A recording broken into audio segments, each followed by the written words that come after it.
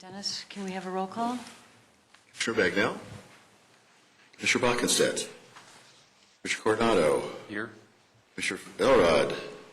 Commissioner Gallagher. I'm here. Commissioner Newfinke. Here.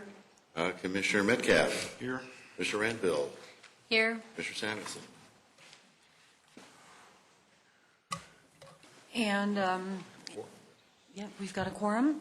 In discussing the agenda, what was on the agenda tonight is to review the downtown neighborhood comp plan. And one of the things that we had agreed to in the past, in addition to the downtown neighborhood comp plan, is talking about the case that we heard at the last planning commission meeting and see what went well and what things we could improve and what things that you felt didn't go well. So would you guys agree to spending maybe 10 minutes at most on discussing the case and seeing what you liked and what you didn't like? Sure. Okay. So anybody want to start? If you do that, I've got a technical announcement that Doreen wanted to remind everybody that cell phones, even if they're on vibrate or silent, they will screw up the speaker system. So nobody will hear us at home. So if you could turn them off completely, that would be great. Sorry about that. Silence at first. Okay. All right. Well, I guess I'll start with just what I recall as a summary from the last Planning Commission meeting. We heard about the Buck Center, and what we'd like to do is try to limit this discussion to 10 minutes max, and just ask several sort of key questions to the Planning Commission. About the presentation of the report, our response, our understanding of it, and the decision and outcome. One is, did it work? Did it not work? And what would we change to that process? And for the Buck Center, as you recall, it was a discussion about a variance for parking requirements. I've got a copy of it here. The recommendation to City Council was consistent with staff's recommendation, except that there be the requirement be continued to require additional parking off-site to accommodate the Buck Center's needs. A couple of the questions, I know, Linda, you had some points to follow up, and some of the ones I read off there were be good to understand how what's presented from the outcomes of our Planning Commission meetings to Council, how they interpret that, how it impacts their decision, and that we get that information back for our purposes, for information. So anyway, with that, any thoughts along the lines of what could have been done better, or what didn't work, what did work? I thought it went pretty well, really. I mean, the information was out there. All the questions that we had were asked and answered, at least to my satisfaction. And obviously to everybody's satisfaction, because it was a unanimous vote in favor, right? Right. So, yeah, I thought it went well. There wasn't any civilian entities involved, and nobody with any real dog in the fight, so to speak, or a financial stake in anything like that. But I think it's a good test case for, at least for the newer ones of us. I thought it went pretty well. I guess my only thought was that, when the city brings an application on behalf of itself to a group like us that's representing the city, do we hold the city as accountable as we would a private developer in the same situation? I think we should, very cognizant of I that. mean, we have to treat everybody the same. And I mean, that's what it's all about. That's what the quasi-judicial thing is all about, is everybody gets a fair shake, whether it's a city or a contractor or a hospital, nursing home, whatever. I mean, get a fair shake. Dave, any comments? No? Jenny, no comments? Matt, none? None for me, no. I just have a couple inconsequential comments, and it would have been helpful to have the summary from the Littleton, a summary of the contract that South Suburban had with the Littleton schools. And another comment is that it's also helpful to include the original PD as part of our packet so we can see what was originally approved, because we're, taking the word from staff report that this is what has been approved. So that, I think that this has come up in the past too. And I think that was it. Just like reiterating what Craig said is it would be interesting to see what City Council gets based on the Planning Commission's comments, because we've never really seen that. And then also it would be interesting to get the outcome of some of those hearings from the City Council so that we know, how is this case, what was the end result of these cases? I just had one observation, and that is the timing seemed interesting to me, that it was basically after the fact. And, Of the sale of the property, yeah. I mean, I did think that we were sort of under the gun on that, but the case that was presented, in my estimation, was, it made sense if they're not using those parking places. And to me, that's sort of coming from being new to the commission. I would have thought that that kind of thing would have been taken care of before there was ink on the paper. But Any other comments? Madam Chair, one thing you mentioned I think is worth talking about when we talk about a debrief. Maybe we wait till the case has gone to council and they've taken action on it, and then staff can kind of explain what council did, and maybe that would help the conversation. Kind of see both sides of it. Just an idea.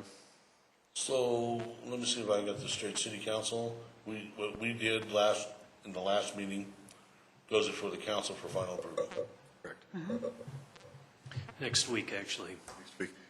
And staff puts together a council communication similar to what you got that includes the same background material and includes the recommendations from Planning Commission. So I think it'd be interesting for you guys to see that. Wasn't it on their agenda last week for the first hearing? The first reading, yeah. So they'll actually hear the case next week? Or tomorrow? No, it's next week. Next week, Tuesday. It does make some sense till there's a sense of closure, and then we can really debrief on cause and effect. The downside of that is a little less fresh in our mind of what we discussed, 2 sessions ago. Well, it wouldn't hurt any of us to, if we have big issues with something about how it was presented, information that should have been there or could have been there to help us make those notes so we have them in hand. And every now and then we may find, well, that's enough. So does everyone agree that we should wait to do our debrief until after the City Council meetings? Yes, no? Any objections? The objections to doing a debrief on a regular basis? no. No. Okay, any other comments? And that brings us 3 minutes ahead. Let's go. All right, Dennis? We did a good job, I think, last time kind of getting through the start of the appendices. We've got a couple more we wanted to get through tonight. And then we also, you'd given me direction to go back and rewrite the executive summary, and I've done that. And we wanted to kind of take a look at that and see where we are as well. So but we got through Appendix A, and we were starting on Appendix B, I think, tonight.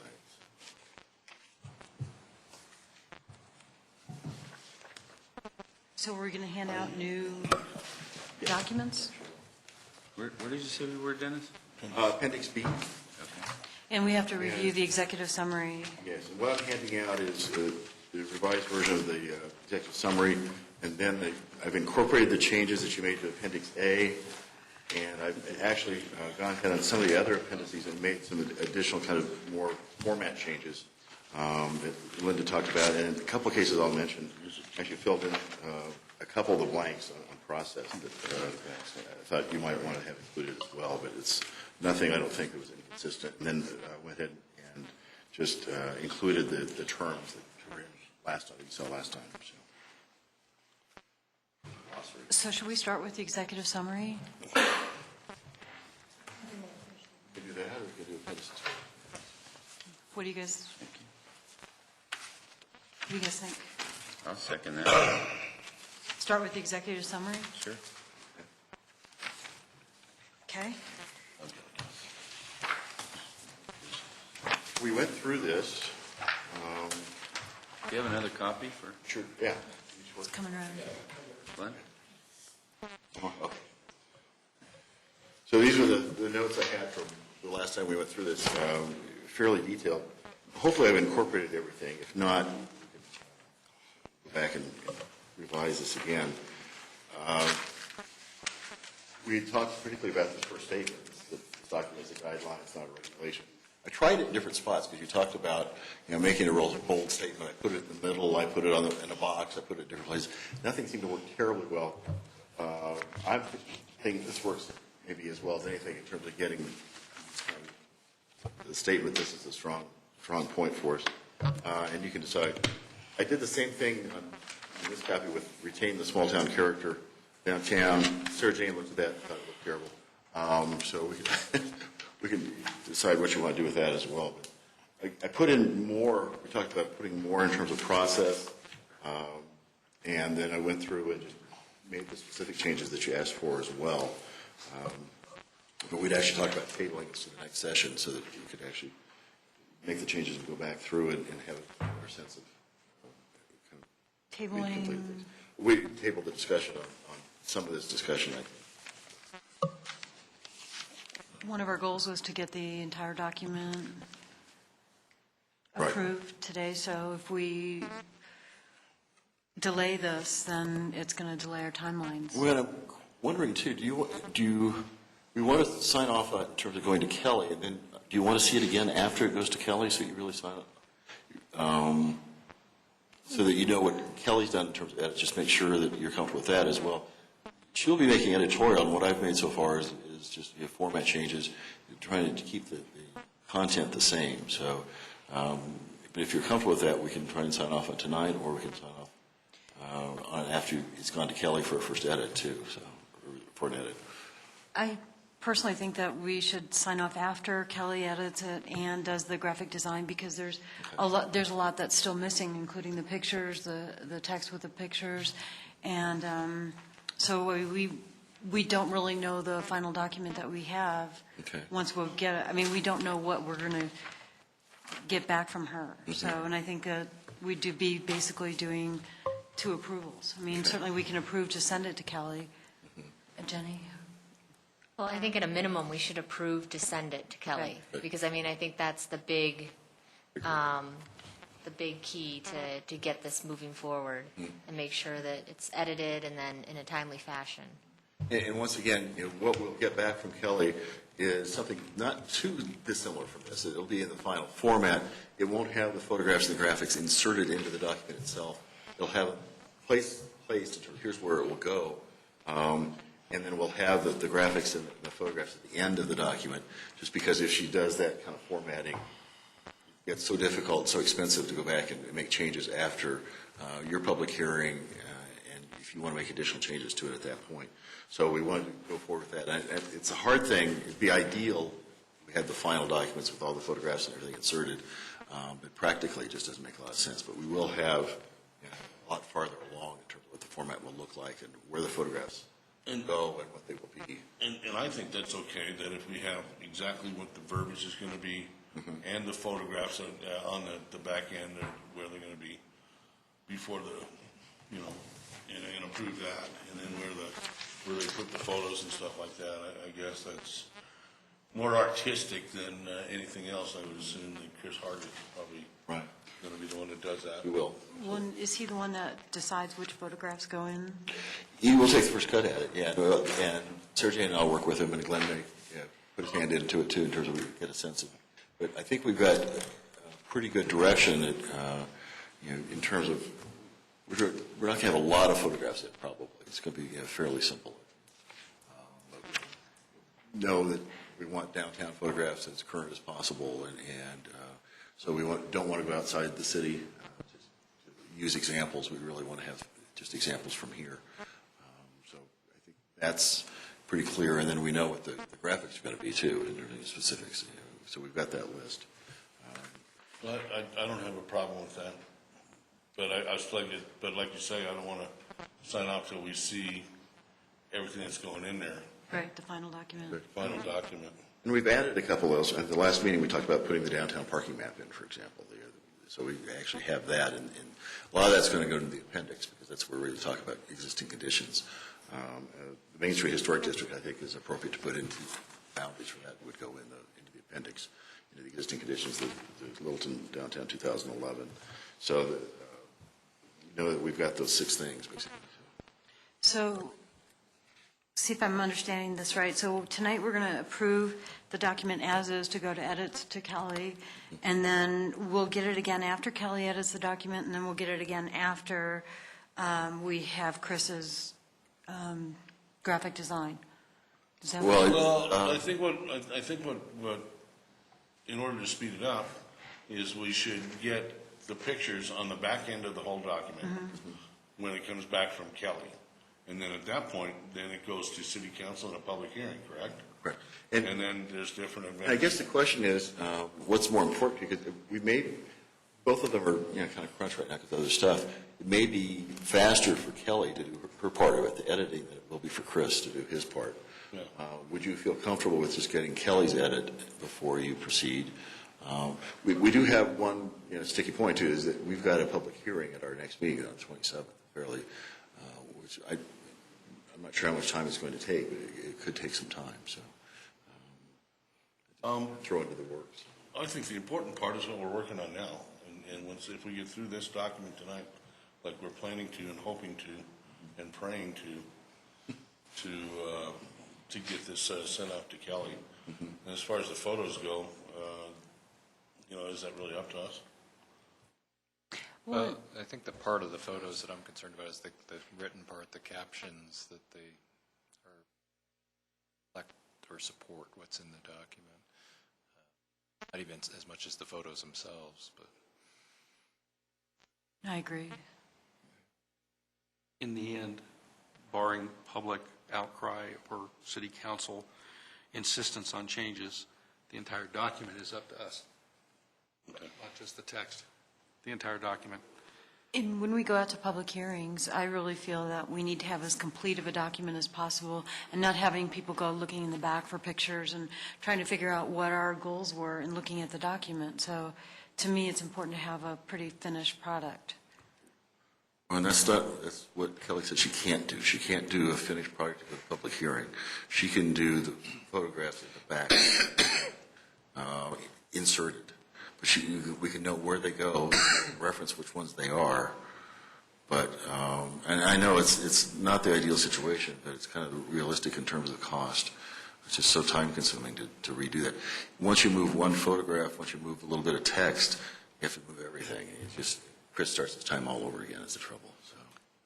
Recognizing that that's going to substantially inhibit the kind of response, understanding, feedback we get if people struggle to match illustrations. I mean, if the illustrations are there because we think they're necessary to give substance to what we're saying in the text, and then they're not there, we're missing a big element of the document. Well, she did say that the ones that are on separate pages, like the orientation map, that type of stuff, that's pretty easy. So I think we can work on that. Yeah, we can insert those. So those are probably the most critical ones. We just make sure that we've got a separate page for those, front and back, and then Or maybe alternate them with the text. Don't Yeah. put them all there, but so if somebody's reading through a text and it references an illustration, maybe it's not on that page. Right. It's on the next page, facing page or otherwise. So at least it's right there. Well, it's kind of what we've done now. We've stuck in, please refer to the Main Street Historic District map on the next page, that type of thing. Which, my understanding from Kelly, but maybe you heard something different, I thought he said that if we've got a map that is kind of freestanding, is front and back, that's fairly easy for them to do.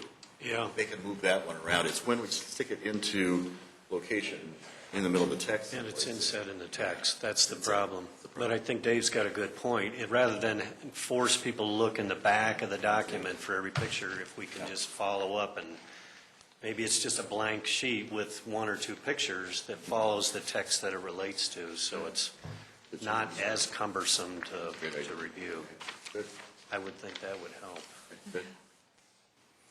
Well, and still my concern is we want to get a complete document that really is as much finished as we can, because if it's not finished, then that will set the precedence during the public hearings and with the city council that, look, this document isn't done, how is this going to change? And to me, the most if we can get as much of a finished product as possible out to the public hearing, I think that really shows that this is a complete document. This is something that's professionally done.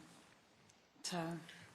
And I think we can have the cover done, we can have the binding, we can have, all that stuff is fairly easy to do. And again, if we do the full pages, I think we can do those inserts. And then I think Dave's idea in terms of just inserting the pages of photographs or graphics, it's right after that page, so it won't be close, yeah. I would say it'd be a good idea to, like, after each section for, like, the goals and policies, if we're looking at land use, for example, that then the pictures are following right after land use. And Okay. then same for the next section, so that historic preservation, the pictures that go with that are right after that. And that would, I think that would be sounds like a good middle ground. So whichever, because I imagine certain people looking at this will probably go to certain sections, depending on their interest, and they may not get through the whole document. So at least if they go to one section, they can see the pictures that go with it. So realistically, if we were to go with getting a most complete document before public hearings, how much of a delay do you think that we'll have? A month, 2 months? It's not as much on the front end as it is on the back end of getting it back out, just in terms of, can they expend that kind of resources? I'm not sure it's that much of a delay at the front end to get it, from what I understand. So what do you guys? And again, we're somewhat subject to what their schedules are anyway, because it's a crunch season for them. So they know it's coming. They're going to work it in as quickly as they can, but it's hard to get a set schedule for it. So what do you guys think?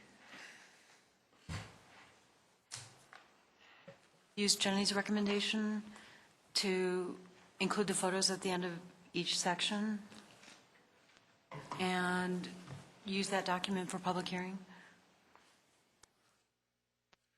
So we kind of separate out each section of the goals and policies, basically, into Pictures. And I don't know how many, realistically, I'm not sure how many illustrations and photographs we're going to have, how many we really need for a lot of this material, how many lend themselves, how much of the material lends itself to photographs and images. If it were more of an urban design document, which talked about specific designs that we were calling for, yes. In terms of what we're calling for, a lot of it is hard to imagine exactly what it is. So I don't know that we'll have just lots and lots of photos. So what are you guys saying? Well, I think you should have them close to where the text is. Yeah. What do you think? I could go along with that. I kind of imagined it being a final document when it goes to public hearing, but if we can't do it. As I understand, the final document, it's got to get typeset and everything else. And how many are you going to print? I mean, you're going to print just enough for the meeting. You're going to print 9 million of them, and if we have to change them, you have to print 9 million more.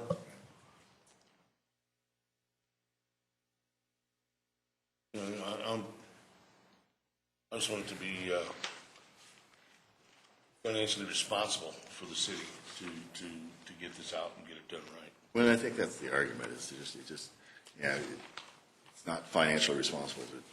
To print 9 million copies, yeah. And is this something that we'll be able to put out on the website, the way Yes. it's done? Mhm.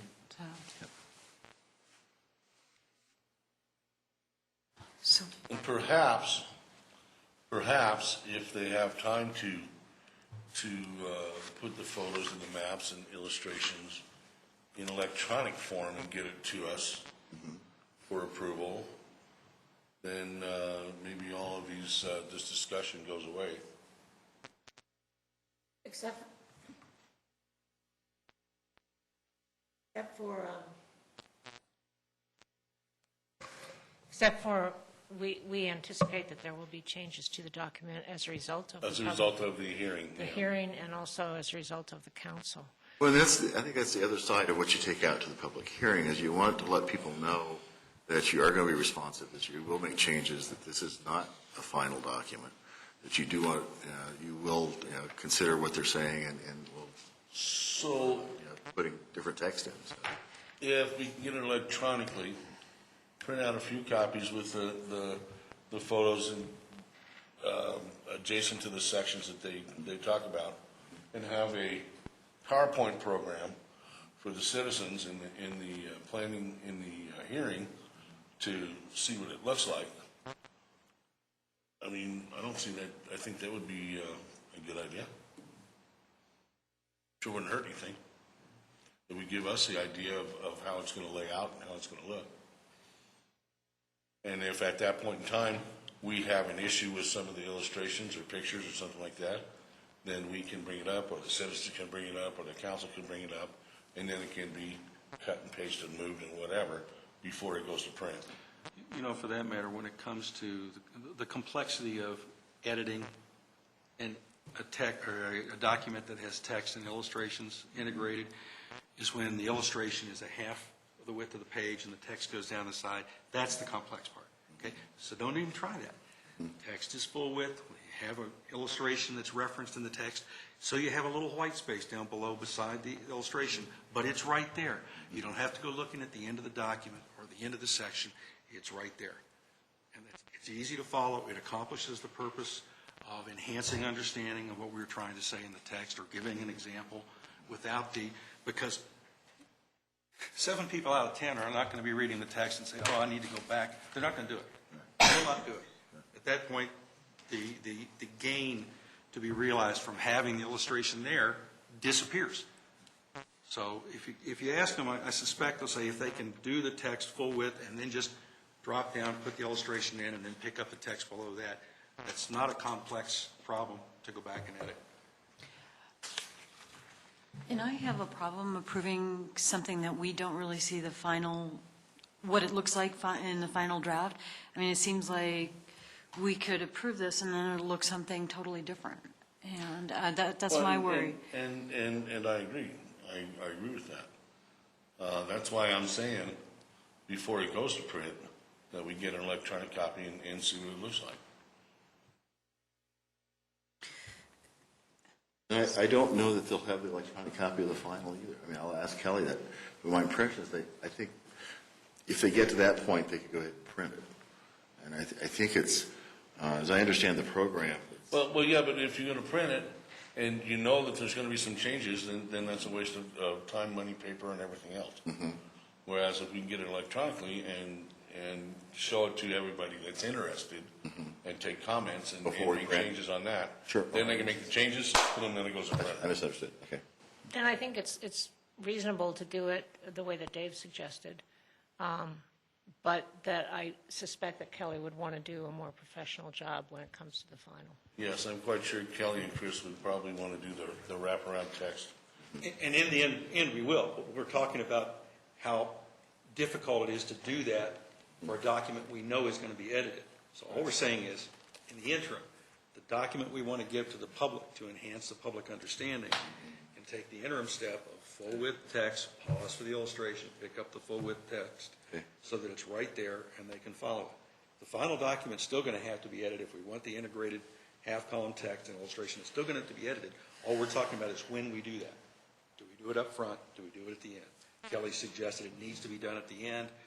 This is a way of accomplishing the comprehension portion for public presentation, and then drop back and pick up the final version we're going to look at. As far as what we're seeing when it goes out, we'll at least have the content. The text will be exactly as it's going to be. The illustrations will be exactly what it is.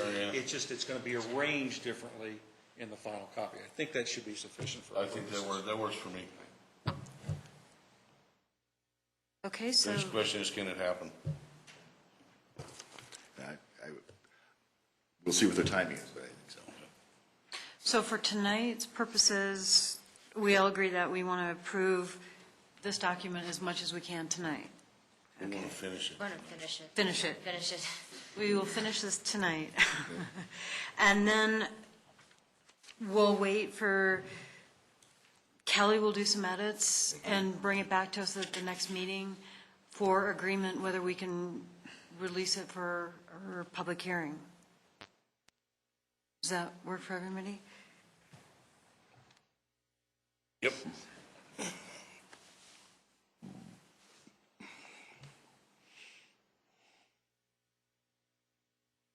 Okay, and do we all agree that we'll use Jenny's suggestion to include the pictures at the end of every chapter, or as much as we can get integrated?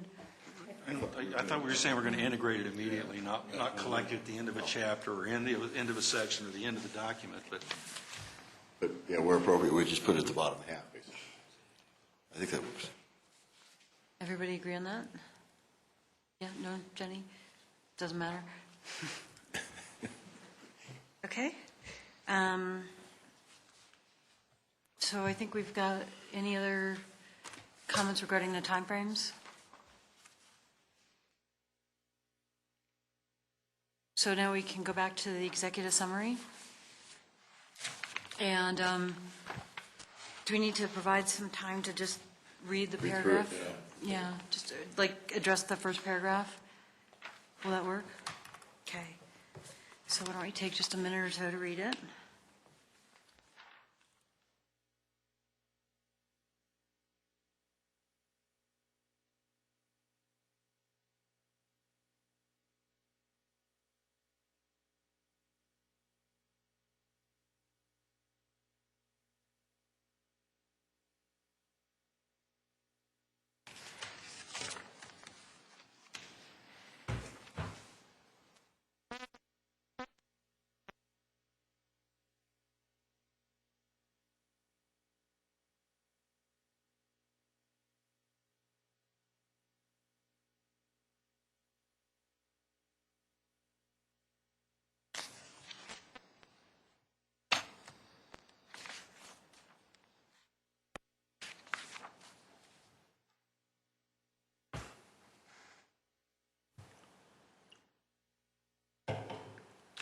Are we ready to address the first paragraph?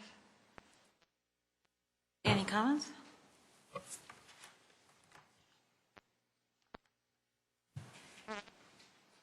Anybody else? I make a motion, we accept it as written. Do you have a second? Second. Discussion? I just have a couple, just real quick points, but we've got a motion on the table, but it says, a recommendation in this plan did not automatically change. Automatically just seemed a little bit strong of a word, and then when it says, nonetheless, the recommendations in this plan are important, I was thinking of combining the two sentences, saying the recommendations in this plan will be used to initiate and evaluate possible changes. But that's, we got a motion on the table to accept it as is. So all those in favor of accepting it as is? So Dave against? So paragraph 2? Take a few seconds to read it.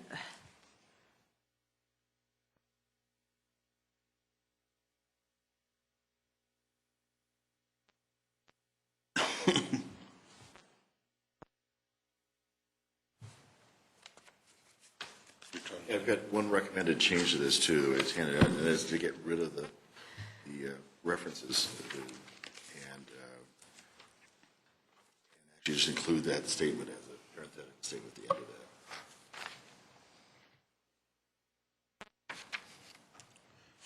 I second that. At the end of that list, we say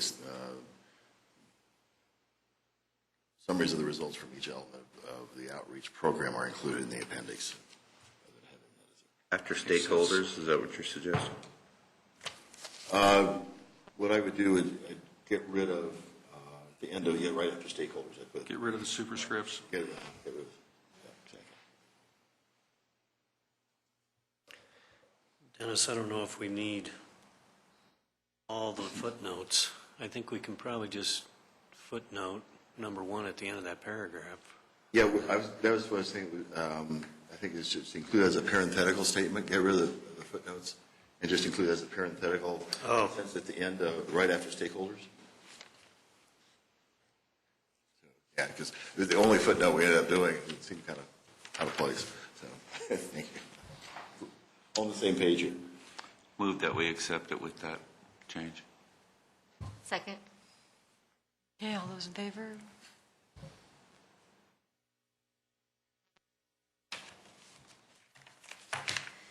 Third paragraph?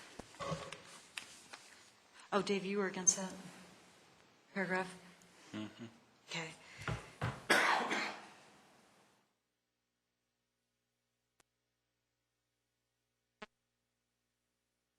The other, again, the editorial on this would be to not have each of these elements capitalized. Just capital V for vision and capital F for framework, but not the full word.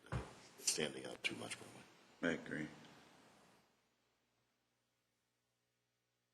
Of course, if you only capitalize the first letter, it's going to be like capitalizing the first word of a sentence or downtown, and it's all just going to blend together. So if the point was to emphasize what those major elements were, then capitalizing was the right way to go. Okay.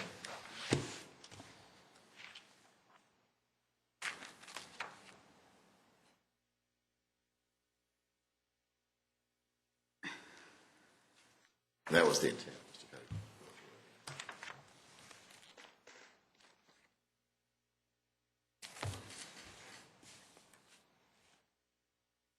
I'm sorry.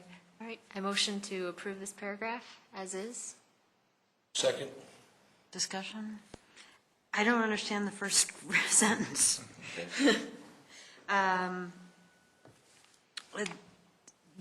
It is this plan that is a result from all of the outreach, right? Right. Mm-hmm. And the progress from the general to the specific, I was a little bit confused It's on. more the plan progresses from general. It starts off with the real general statement. It starts off with the vision statement. Starts with the framework, which are much more general in terms of here's what we're looking at, kind of big picture. So it starts off at 30,000 feet, comes down, gets some more detail as we get to implementation. So as each stage we go through, it gets more specific. Was the intent? You might consider that the appendices really aren't a fifth element in that progression. Okay. Dennis, they're really just saying, in addition, the appendices provide further foundational detail. And you don't have to capitalize that one all. That'd be honest. I tend to agree that that first sentence could maybe be rewritten a little bit Okay. for more general public understanding of what we're trying to say, as far as what is more broad to more specific or something along those lines. Okay. From broader concepts to more specific concepts. Yeah. Also, we're under third. I think that's a little confusing the way it says third, comma 7.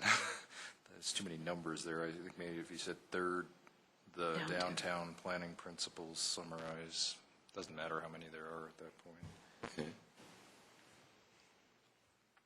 Good. Okay. And just one other comment I have when I get to this point. I think that this is really a good summary of how to use the plan, what it's about. But I think we lost something about the vision. What is our what is Littleton's vision of what downtown is? We had it, I think, before. We talked about a healthy, vibrant, welcoming, and I'm not sure if those are the right words, but I don't see anything in here that really talks about what we perceive downtown to be and imagine it to be in the future. Small town character says in the next paragraph.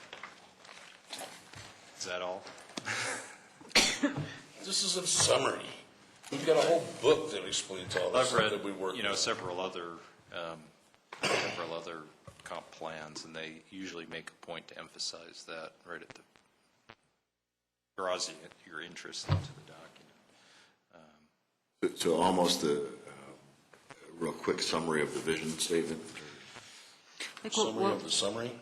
what we had before is the goals and policies in this plan expand upon this core principles, and it said the resulting vision is of a healthy, vibrant, welcoming, and economically strong downtown. And to achieve this vision, the plan recommends all the points. Would that be enough, Craig, or do you want more? I certainly understand. Did you intend to super capitalize that retain the small town? Well, I did, just because when I super capitalized the document, it's a guideline, not a regulation, and we're talking about the executive summary, it seemed to be off balance in terms of talking about that part of it. And I thought if we're really going to talk kind of what you're saying in terms of what the vision is, to balance that out a little bit, I super bolded it too. So. You could keep the typeface the same size and just bold it. Okay.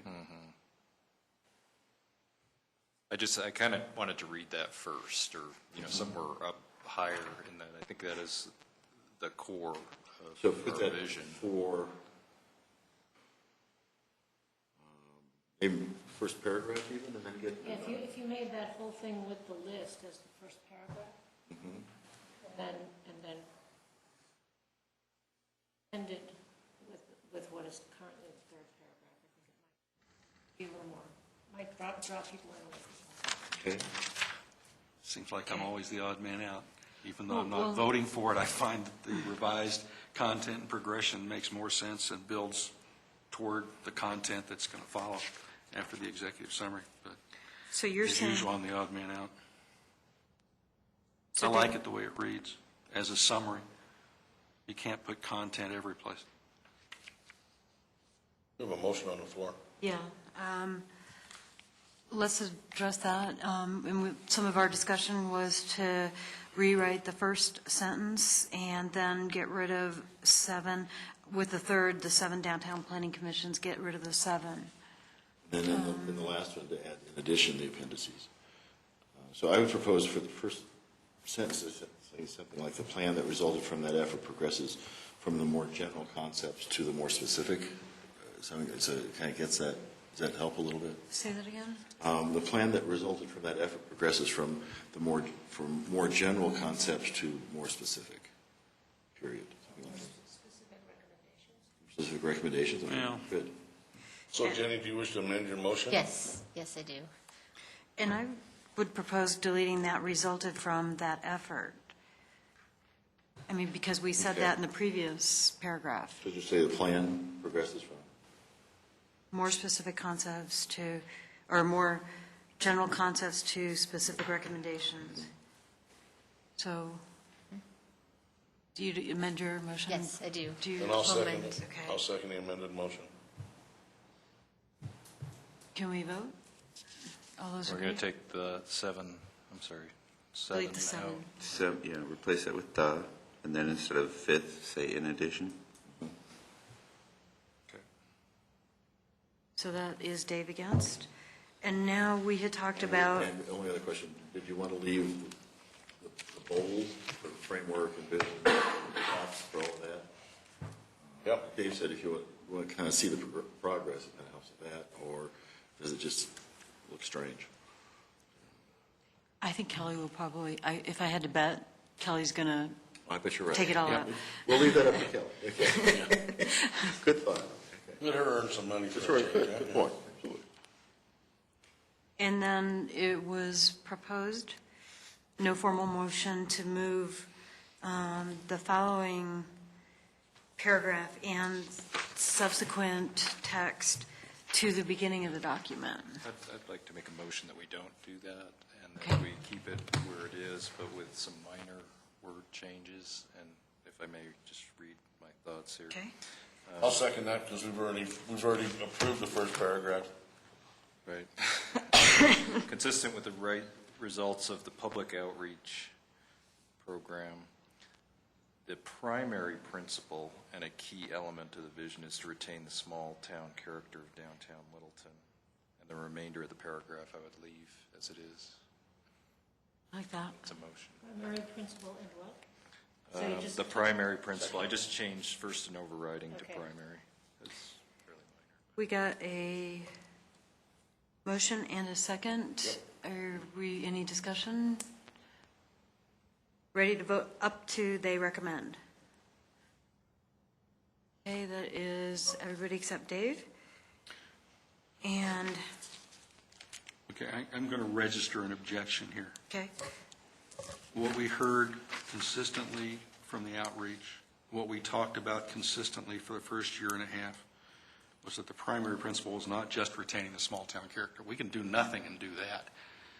We said retain the small, and what we heard from the public was it was important to retain the small-town character while providing and stimulating healthy growth. The two elements go side by side. That's what we heard at virtually every meeting, every discussion we have. To reject that half of it and just say retain the small-town character is to fall right into the trap of what people 3 years ago said, that all the current majority on city council wanted to do is freeze Littleton in amber. I think we're making a major mistake by omitting that particular part of what we heard, in my opinion. Are we omitting that, or are we just omitting it from this? So we're paragraph? certainly omitting it from the primary principle. The primary principle says we're going to keep things as they are. That's what this says.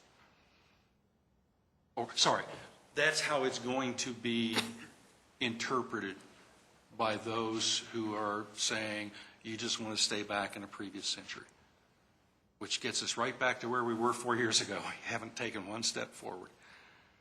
What we were hearing was something different. What we were hearing was a public that gave equal value to small-town character and continued growth. Our job, we said more than 3 years ago, was to find a way of producing a plan that would ensure that those two stay balanced. David, when you say growth, you mean economic growth? Growth. Growth. For example, if right now most of the residential population in downtown, other than the R5 neighborhood, is not family. We've talked repeatedly, Jenny has been a very vocal advocate for doing things that would appeal to families in the downtown area. so, So growth is not just dollars and cents. There's more to it than that. Okay. so Dave, would you suggest adding to, is to retain the small-town character of downtown Littleton while providing stimulating and healthy growth? While fostering healthy growth consistent with that character, which is almost verbatim what we said 2 years ago. Well, Dave should have brought it up under discussion before the motion was done. I mean, I kind of agree with you. I don't disagree with you. I would support But you should have that. brought it up at the proper time. Okay, well. I mean, now we okay. can go back. Then we can go- don't vote on it. we Yeah. can go back. I already voted on it. Well, We see, can go I back thought and we were change it. voting We can on- go back and change it if you like. I Make a thought we were motion. voting on changing the first Hold sentence. on, we to have a primary motion principle. and a second from Jenny on the table to add to that paragraph, fostering healthy growth consistent with the character of downtown. My Is- second. I would support that. But yeah, it'd be good during the discussion to get that in. Yeah, as I say, I didn't know we were approving the whole paragraph until she said, okay, we're voting on approving everything right down to they recommend. Then it was too late. So how about we take a vote? All those in favor of adding that to that paragraph? I think everybody's for. So now addressing the first bullet point.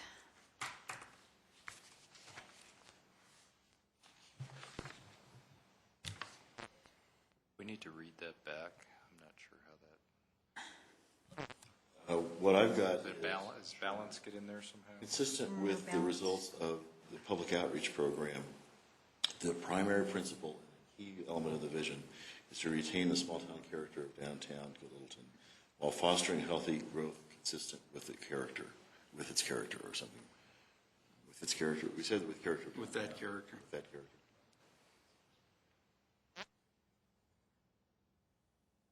Okay, so the first bullet point, if this is the first thing that they're reading, I don't know if anybody's going to understand 4 distinct sub-areas.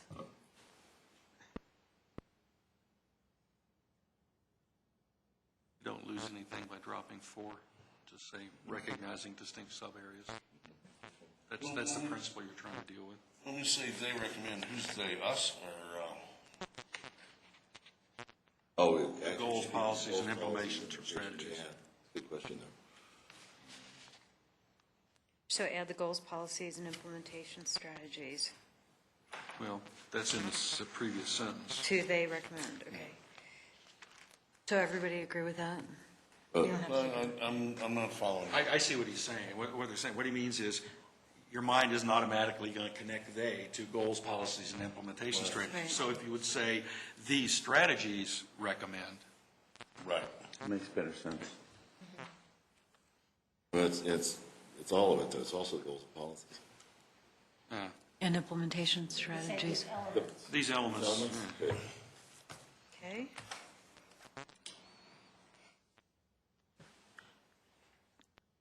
Everybody agree with that in content? Okay. So that first bullet point, delete the fours on the table. And Lynn, if I'm hearing you correctly, you think we should put something with a little bit more meat on the top? Something that kind of grabs people a little more than just the sub-areas? I would suggest recognizing distinct sub-areas described in the framework. That way it's connected. Okay. I would also suggest too, perhaps a carriage return after downtown in that third paragraph, just to separate these elements recommend, and then start with the bullet points. Because that without a separation there, Okay. it's it doesn't lead you to the bullet points. So make I a new agree. paragraph for these elements recommend? Yes. Matt, any other suggestions to that first bullet point? No. So we have recognizing distinct sub-areas described in the framework, each with its own character and mix of desired land uses. Do we have like a second? Second. Okay, all those who approve? Everybody except Dave. And next is protecting historic properties. Can somebody explain to me how far we're going to go with protect? And looking ahead to try and contemplate how somebody might take that to mean whatever they want it to mean. Does it mean every historic property is going to be protected? Or does it mean as long as it can be, as long as it serves a viable function, as a viable purpose, it's going to be protected? And what does protect mean? Key historic properties, Do you have any, Dave, do you have any suggested language to define that or to clarify? Well, the principle, as I say, is continued, through a continued useful life or something like that. I don't want to protect a property just because it's old. That you don't want to go there. in the body of the plan, I think we've talked about identifying and protecting key properties or something to that extent. So it kind of talks about the fact that it's not universal. Would adding the word key Or significant. or significant, yeah.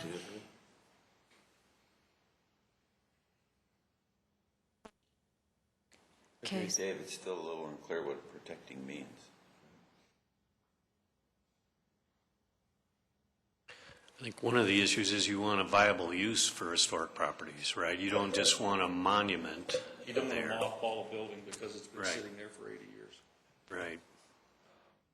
At some point in the life of anything, its usefulness passes. Its ability to stand up, what it means if it ever meant anything to the community, what purpose it serves, and I don't necessarily mean just economic. Town hall, for example, is something that for a variety of reasons, history, aesthetics, as well as function, is important to this community. Image, iconic image. So it isn't just the money, but at some point, most buildings do come to an end in their life.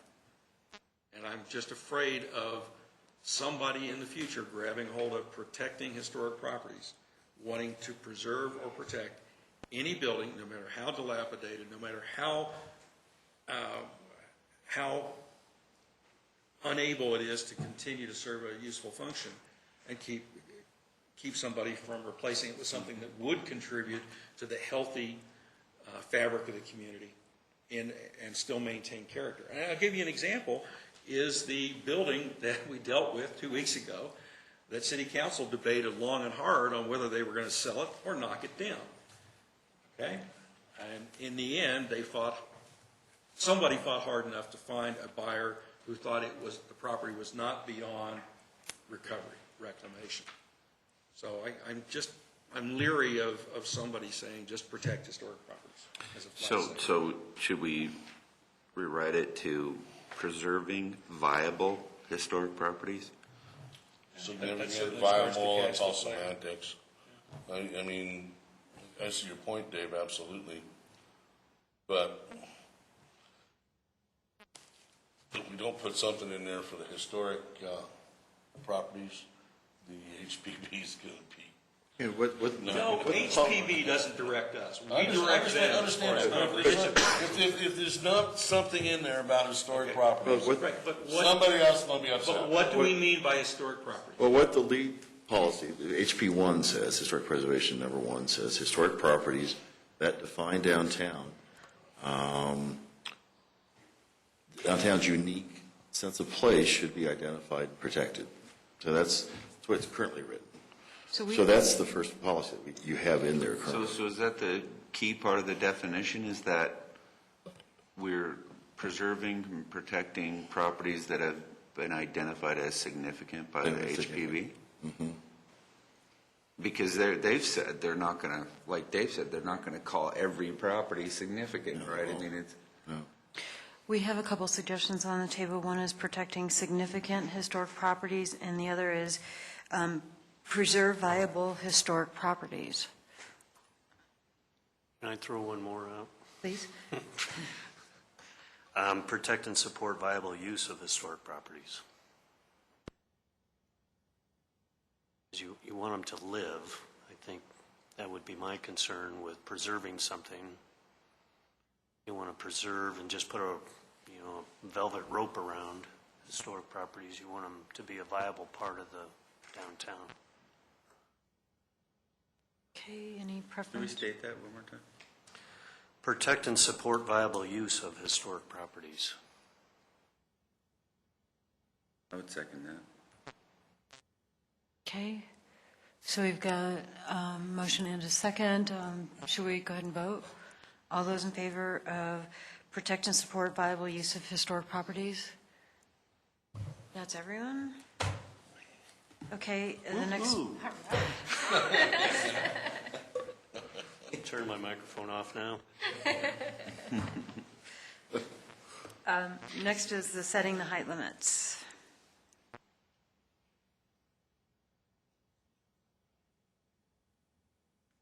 Move that we take it as is.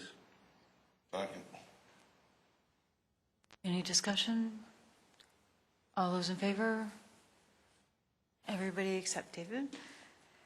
Next, develop a downtown parking program. I would just suggest on this one that I don't think within this document we have the meat to support this, that we just say developing a downtown parking program and we cut it off at that. But We had a lot of discussions on parking, and we actually talked about various funding mechanisms, and we talked about, I don't think so much zoning requirements, but we really expressed the need for it to be equitable. Actually, the last time we discussed this, when we first addressed the executive summary, we took the equitable thing out because it didn't seem clear what that meant. What we said was we were going to change it to develop a parking management program and revise zoning such that recognizes the varying needs of businesses, property owners, and visitors, and that does not compromise downtown's character. That's what we said. I don't know when that was. Actually, I'm going to withdraw my motion. Yeah, I Dave? wasn't here for that discussion, so it's not fair for me to make that motion. I didn't have So- equitable out on my edit. Dave's suggesting the word verbiage is developing a parking management plan that provides parking for the Main Street area that is equitable among business and property owners and does not compromise downtown's character. Dave did not say equitable, Yeah. because I still don't know whoops. what equitable Excuse me. means. You left management out too. Well, the important phrase that we had gotten in there last time, and actually I think it was Sarah Jane's, was that recognizes the varying needs of businesses, property owners, and visitors, and then continue with and does not compromise downtown's character. Because I still don't know what equitable means. Does anybody? Nope. Right. So, Moving, that be the wording, Dave? Yes, well, I'm moving that we go back to the wording we approved about 2 months ago. so developing, okay. So let me reread the language to see if I have it right. Develop a parking management plan that provides parking for the Main Street area, recognizing varying needs of business and property owners, and does not compromise downtown's character. Is that right, Dave? Right. Well, that's not what I had in Well- the last meeting. Yeah, all I had from the last meeting was business, property owners, and visitors. Businesses, property owners, and visitors. I mean, you can go farther. You could say that businesses and visitors satisfies everything, or you could say you need to go businesses, property owners, employers, shoppers. You know, you at some point you need to keep it manageable.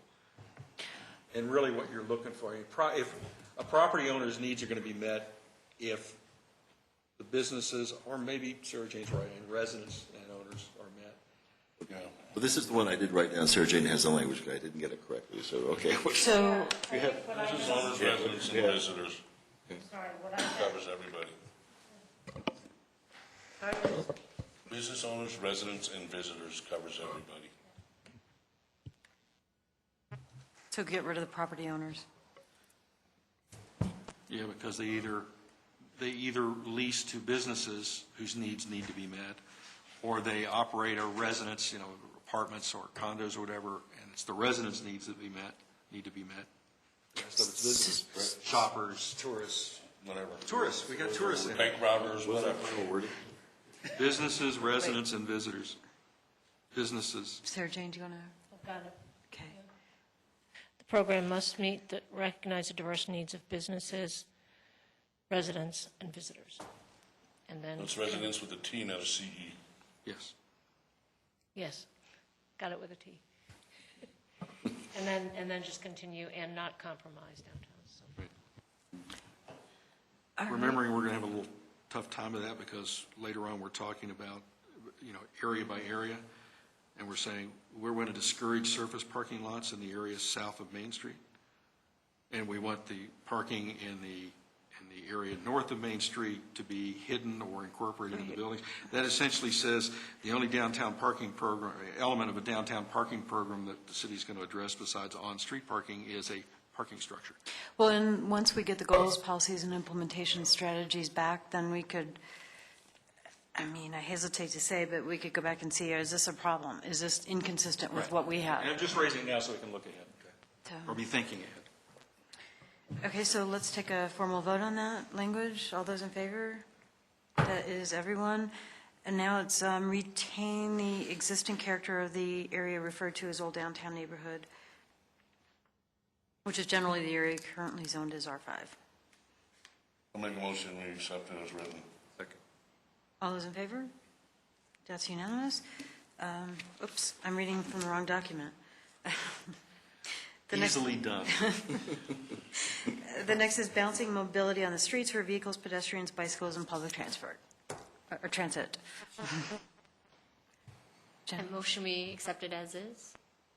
Second? All right, all those in favor? Dave's against. Seeking new connections between downtown and the neighborhoods to the east and west across the railroad in Santa Fe Drive. Is it new connections, or is it? I think this is the language that was added in as a result of the discussion when we looked at this the last time. We wanted to add some bullets. Maybe not this one, but the next two, certainly. Or Yeah, this one was. Yeah, this is an old one. this is an old one, and then the next two are new. We had encouraged sustainable.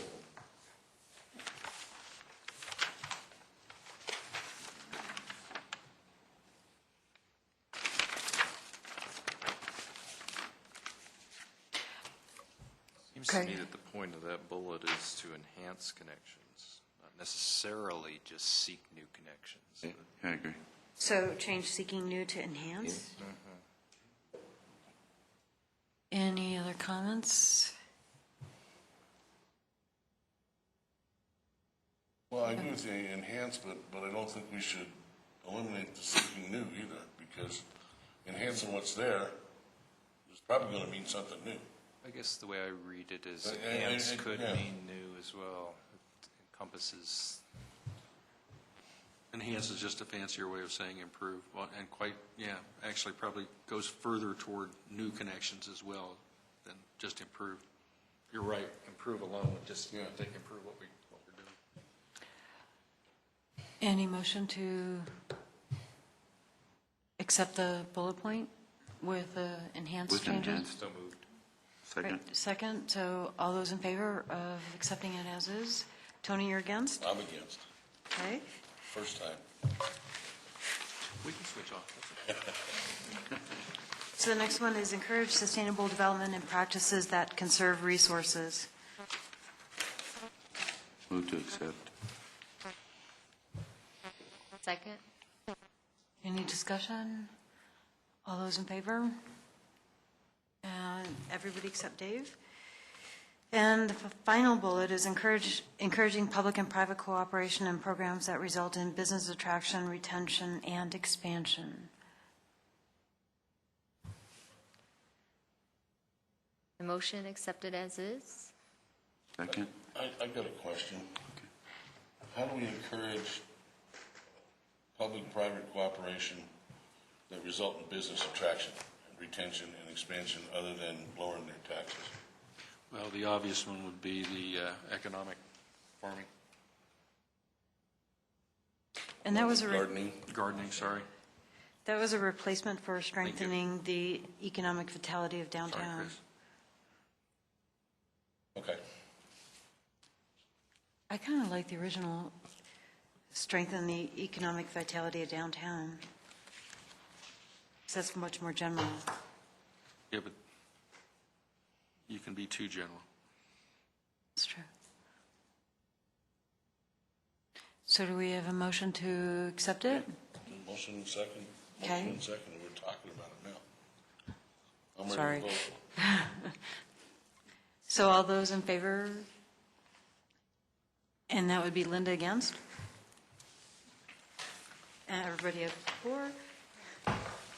And that takes us, and of course, we got rid of the footnote. And let me just ask a quick question on the executive summary. Do you think it incorporates everything that we need to incorporate? Are we missing anything? I think it's a good summary. Summary. Not going to All right. include everything.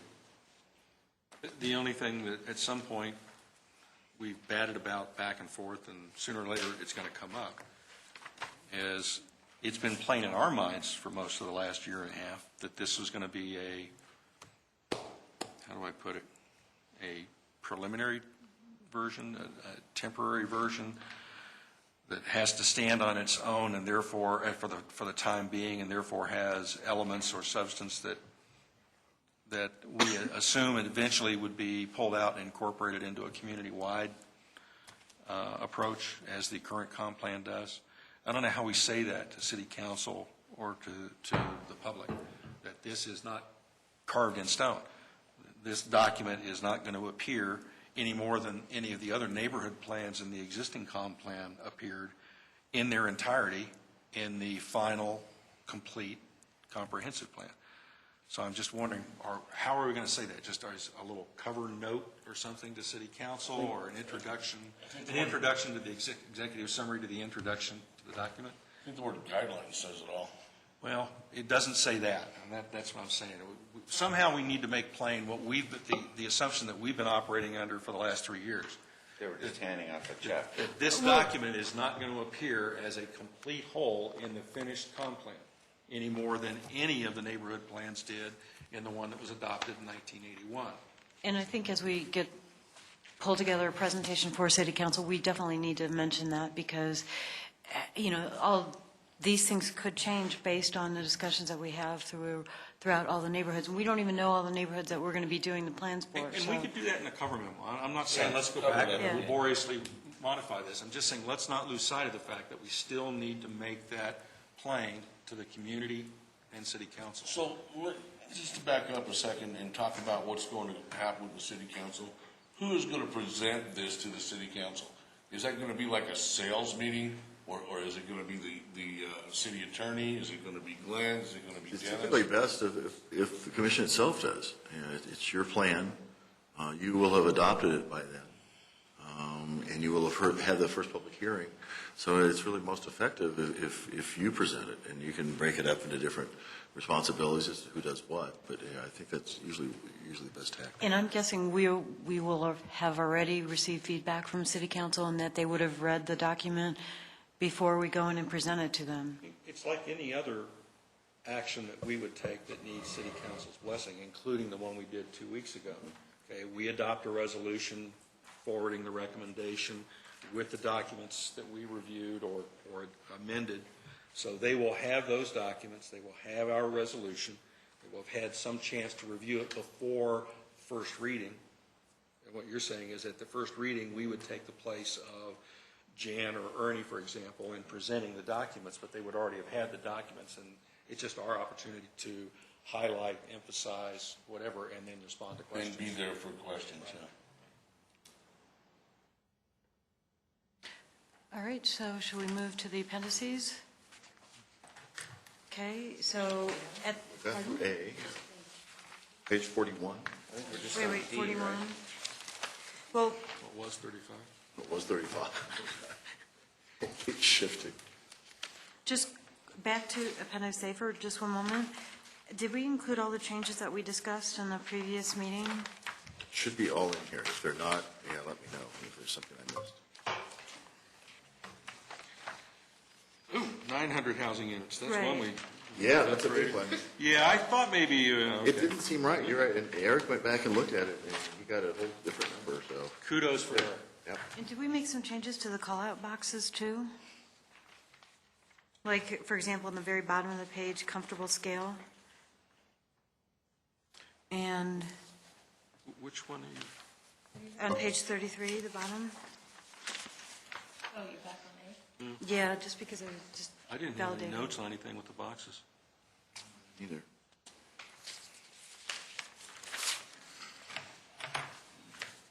Anybody else? I remember us talking about it, but I don't remember if we came up with anything. From either the June 13th, from neither the June 13th nor the June 27th meeting. It would have been the last meeting. Okay, so we approved Appendix A, and we approved Appendix, That's as far as we got. so now we're at Appendix B, the downtown's future, on page 41. Right. We've got too many documents. Somebody's been saying that for months now. Yes, you've reminded me many times. Date everything. So should we just go ahead and hit the first paragraph?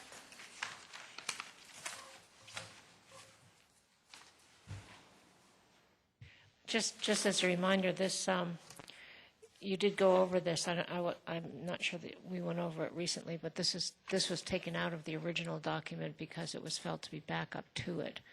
And so you have gone over this at least once. I thought we had to. So should we do it by session? Any changes to the first paragraph? So can we do the paragraph plus the A Main Street District? Do that, and then do B, C, D, do it as a group? Yeah. Yeah, you could even move down it until somebody has a question or an objection. Sounds good to me. Works for me. Just keep expanding how far down the page you're going until somebody says, wait a minute, I have a problem with item 7, that sort of thing. So, Does anybody have a problem with the first paragraph and subparagraph A and all the 9 bulleted items there? Any problems with any of that? I do have Okay. on 6, 6A? 6A, right? A6. A6. I didn't understand what, but will extend to adjacent streets in an orderly progression that responds to market demand and does not diminish the vitality or prominence of Main Street. So I was thinking of just deleting orderly progression. I understand the impulse, but it implies that until the first building north of Main Street converts, Right. second and third can't convert, and point. I don't think that's what we mean. No, I agree. So we'll extend to adjacent streets as market demand, response to market demand or something?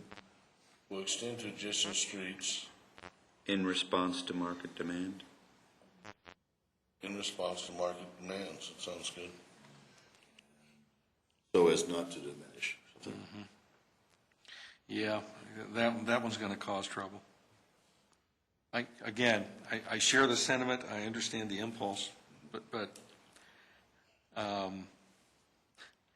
doesn't diminish the vitality or prominence of Main Street.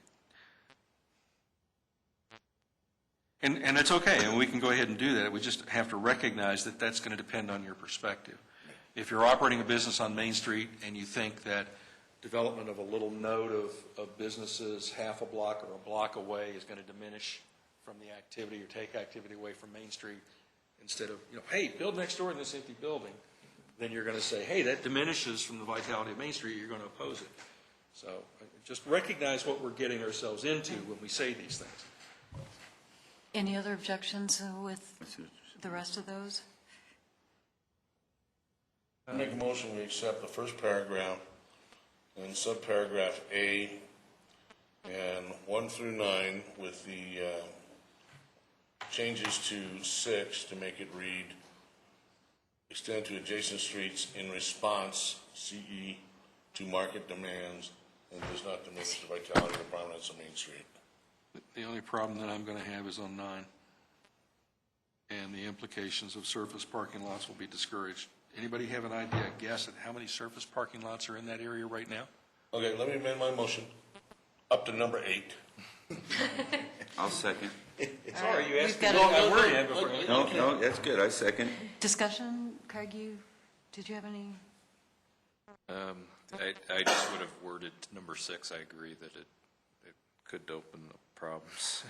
I just had, I think, a better way to say that. I agree with everything else, all the other points on here, except, and I'll say till 9 because I think that needs discussion.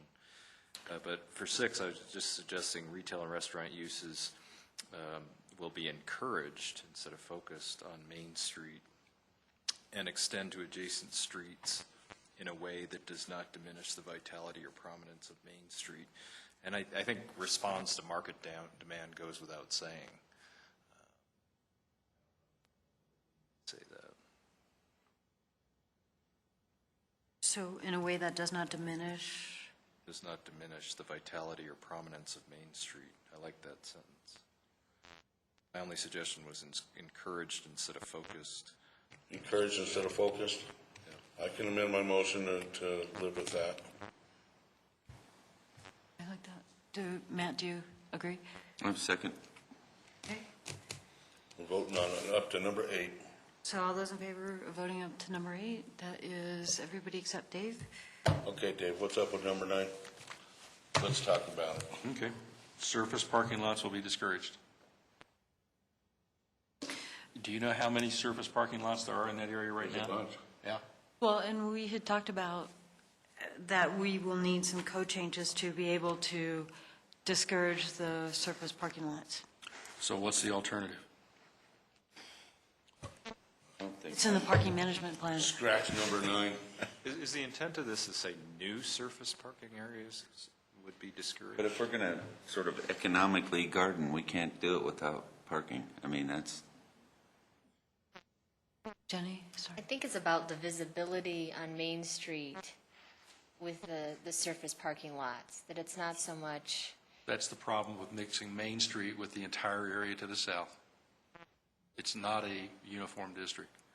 And if you solving a problem on Main Street or right off of Main Street and solving a problem right off of Church Street are not the same things. So we need to at least recognize the consequences of that. If we want to say any surface lots that are developed will be screened or hidden from street view, well, that kind of goes without saying. We've said that throughout the entire downtown area. But it's a little late in the game to start saying surface parking lots will be discouraged when there are at least 14 surface parking lots down there right now. And you will need some kind of parking down there if we're going to encourage this to be commercial or residential. But right now, we're saying commercial. So You're if gonna we, need parking. if we scratch that first sentence? can you That at live with least that? avoids the conflict. Okay. Well, Dave, I'll let you make a motion then, how's that? I move we strike the first sentence in item 9. A second. Okay, all those in favor? So that is Jenny, Craig, and Linda against. Motion fails. So how are we going to deal with parking in that area of town? Because you can't leave it alone. You've said no surface parking lots, so how are we going to do it? This doesn't say no. Says we'll be We'll discouraged. be discouraged. Doesn't say no. Well, then why are we saying it? If we're not going to say no, so we're not discouraged. No, I think no is actually, you can make a strong no statement in terms of, you could make statements, you can't tear down existing structures. You could do all kinds of things to discourage it, or to actually prohibit it. This isn't saying prohibit, it's just saying, we wouldn't, maybe you want to say you don't want new ones, it's a balancing act, I guess, in terms of how to maintain the character, of downtown. but realistically, You like, have to have parking. Yeah. It's the dilemma, yeah. And you've already got, what's the number, 14? And we don't have the land prices to justify structures, so it's just, so you've got to surface. Jenny? but it's still, you can tuck them behind the buildings. I mean, that's, so you have the. And the second sentence says that. Yes. Yeah, so maybe what you want to talk about. So impacts, it's really about keeping the progression of the buildings, the continuous progression of the buildings along Main Street. Which starts to build a pedestrian avenue that we've been talking about. And that when you add the lots along Main Street, that interrupts the pedestrian-friendly scale. So, I mean, it's tucking the surface parking lots behind the buildings, I think is what we want to encourage. Well, then maybe changing the first sentence to surface parking adjacent to the street shall be discouraged. Adjacent to what street? Church Street? Fronting on the Any streets. street. Fronting on the streets. Yes. Because that's in the design standard and guidelines, I believe, as well. They show. Do we have, I'll put that, do I need to put that in new motion? sure. And then Jenny, you second? Jane, Yes, I second that. Okay, first any, sentence, surface parking wasn't adjacent, there was a better word for it. Fronting on, okay. Jenny, you okay with fronting? Surface parking lots fronting on streets will be discouraged, is what. Right. So all those in favor of that? That is everyone? Okay, that takes us to Old Downtown Neighborhood. We have a motion to accept subsection B, 1 through 5. My only problem is with 4. And I go back to my original question. So you have a real problem with 3 5,000 square foot lots being put together in assemblage, but 2 13,000 don't bother you. So is it the number or is it the size of what you're I mean, what you're really looking for, or you're worried about, is the massiveness and the out-of-character scale of a new development. The lot assemblage has nothing to do with that. Well, the Matter other of fact- fact is that we don't have a policy that states this. We Right. talked about that at one point. We've just changed the zoning. We've got it in the appendix, but we don't have a policy that says that, so it seems it's... I'm going to go back to my same argument, where we're saying something without a clear intent that is consistent with what else we're doing. If you can't assemble 3 lots totaling 15,000 square feet because each are 5,000, but you can assemble 2 lots of 13,000 feet that are nearly double that, then what are we doing here? Okay, the argument was the massiveness of the development.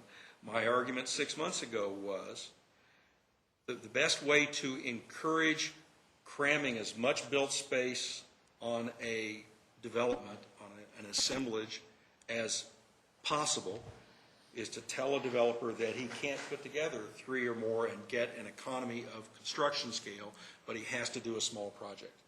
So what we think we're doing and the inevitable consequences of what we're doing are not the same thing. Dave, I think you've won your argument because there's no policy that says that. So I think this is inconsistent. Well, but there's no policy that says we have to change the parking requirements, on-site parking requirements in zoning, and yet the implication of our recommendation is that that be changed. So I'm just, we did Jenny? talk about this. Yeah, I also do not support number 4.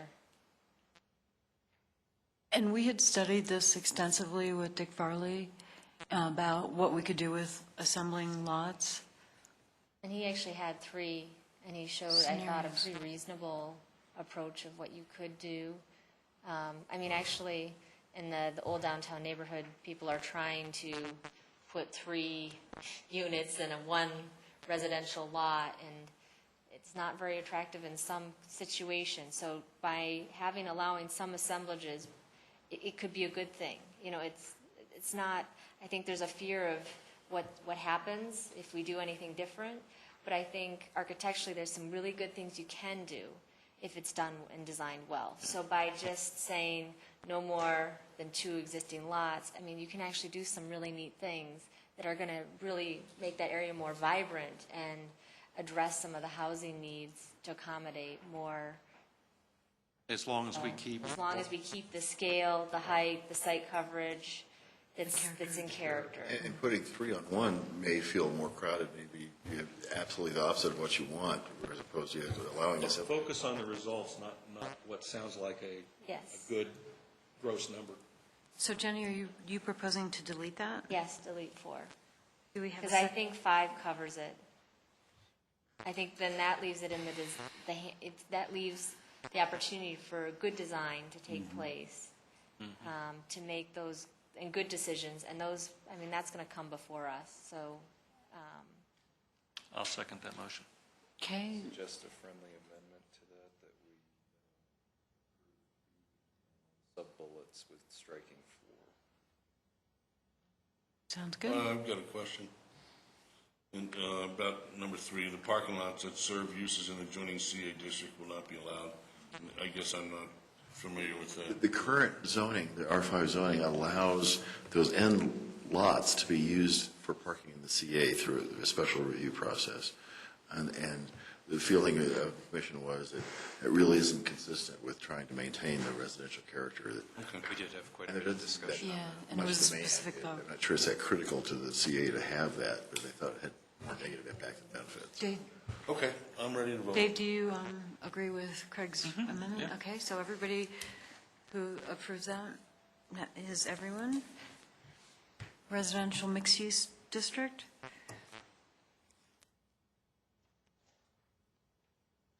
And number 1, designated historic structures. Do we have a problem with that, Dave? Well, certainly more plain than what we had in the Okay. executive Yeah. summary. Matt?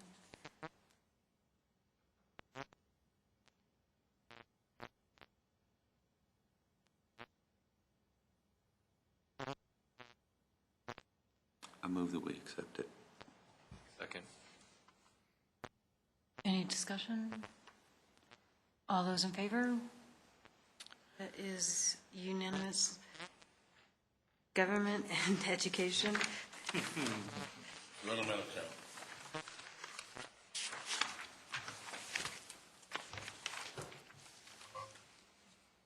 We have a motion. As long as we can talk about it afterwards, yeah. I have a problem with 3. I really have a problem with 4 as well, or 4 as well. The horse is out of the barn, the ship has sailed. I don't see how are you going to get views into this building? Excuse me? How are you going to get views into the county building? Now, how are you going to change the focus from either of those buildings into a focus on the surrounding open space? I mean, this is history, guys. Well, that's assuming, again, that the building's here forever, I guess, and there aren't any additions to it. Well, during the expected life of this comp plan, I would say they're going to be here. Good point. Yeah. So are you proposing to delete number 3 and 4? Well, I wanted to at least talk about it and make sure that everyone's aware of the fact that we're talking to the air. I mean, there's nothing that saying this isn't going to change anything with either of those buildings. No, I think it's partially in response to the way the buildings are currently designed. I think that's why it was here. You're right. Currently, neither of the buildings do either of these things, for better or worse. I mean, they were buildings of their time, serving their functional purpose. I would suggest, though, that the majority of buildings of that type don't do that either. So I don't really understand the point of it. So yes, I would move that 3 and 4 be stricken. I'll second that. Okay. And otherwise, accept. Otherwise, Everything else? accept C or D, whatever it is. I can accept that. D1 through new 4. Excluding 3 and 4. Yes. Yeah, D3. All right. Any more discussion? All those in, Craig? Yeah, I guess the only, I'm not quite sure how it applies to 4. I mean, the city and county buildings both. Well, I think the discussion already serve. partially came up when we were looking at the police edition. You know, there was a discussion, should it go to the west? If it went to the west, it would close off the gap between Geneva Lodge and this building, and really the one spot that's open. It also gets into discussion of where do you put the parking lots and how do you access, if you just put a parking lot between this building and the street, between Berry, do you try and provide some kind of pedestrian connection and visible and physical connection? So it's just that kind of reminder that you want to have that connection across. Doesn't mean you can't do something, but it has been an issue for us.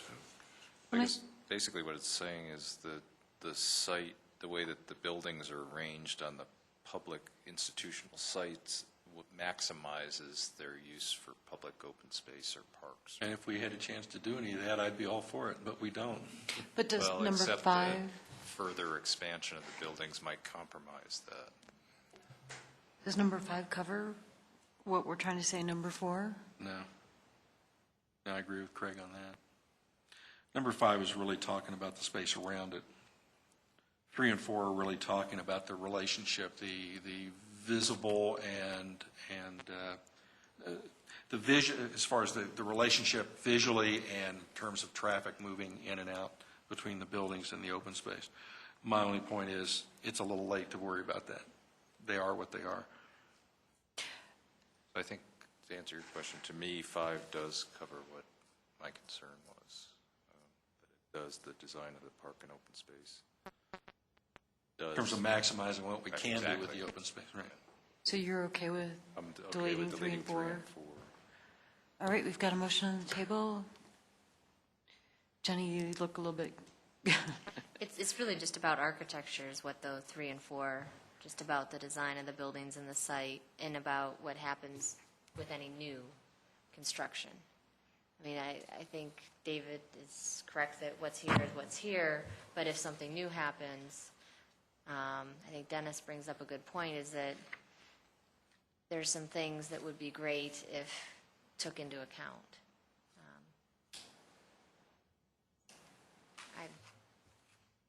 I'm okay leaving it in.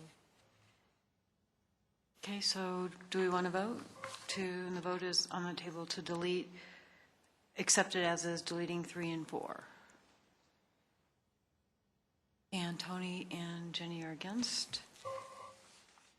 Yeah, I seconded it, but just to justify my vote, and not that I want to change anything or argue or anything. But number 4, I think, should have stayed in. Site design city county office will welcome the public to the adjacent park and open space. I guess I don't have a problem with that.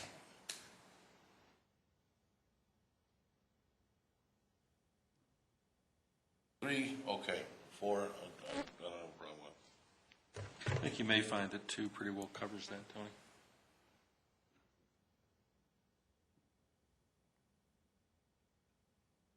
So are we, Okay. are we okay? We already to move voted. on? Yeah, we voted, is it okay to move on? Industrial.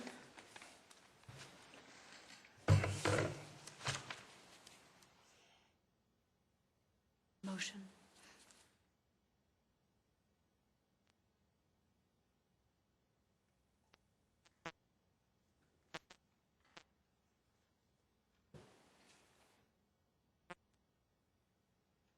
My only question is, and I really have the same thing for the south 2/3 of what we're facetiously calling the Main Street District, is I really see no reason why the structural design in this area should reflect the historic industrial use when you're going to a totally different purpose. It's like sheep running across a field. The leader jumps over a mouse when it runs under his feet. Everybody else after him jumps over it. There's no reason to, but they do it. I see no reason for this item being included. I would agree, strike 2, that the structure design should reflect the historical industrial use, especially if they apply for a rezoning. There's no. I'll make that as a motion. Okay. Strike it. Jenny, you second? Mm-hmm. All those in favor? Unanimous to delete number 2. How about approving number 1? Motion to approve the rest. Second? Any discussion? All those in favor? It is unanimous. Parks, trails, and public spaces.